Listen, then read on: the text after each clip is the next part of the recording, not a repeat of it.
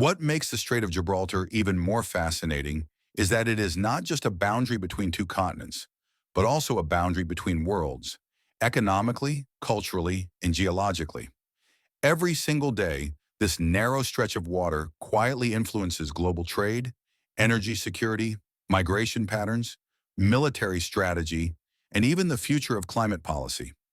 And yet, most people never stop to think about just how fragile and complex this crossing really is. One aspect that is rarely discussed is the role the Strait of Gibraltar plays in global military strategy, because it is the only natural gateway between the Atlantic Ocean and the Mediterranean Sea. Controlling this passage has always been a top priority for major world powers.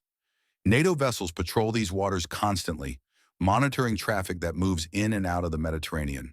Submarines, aircraft carriers, and surveillance ships regularly pass through the strait, making it one of the most militarized maritime corridors on Earth. Any permanent structure, whether a bridge or tunnel, would need to be designed with military security in mind, adding yet another layer of complexity to an already difficult project. Another challenge lies in migration.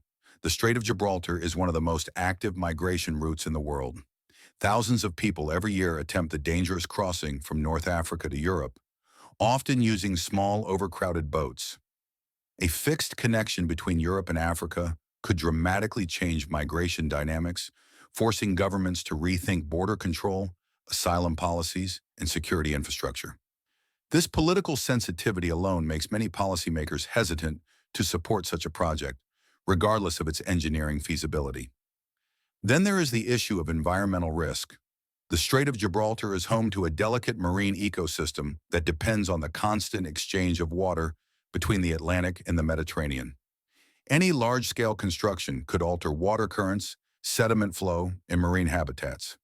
Even small changes in salinity or temperature could have cascading effects on fish populations, marine mammals, and coastal ecosystems throughout the Mediterranean basin.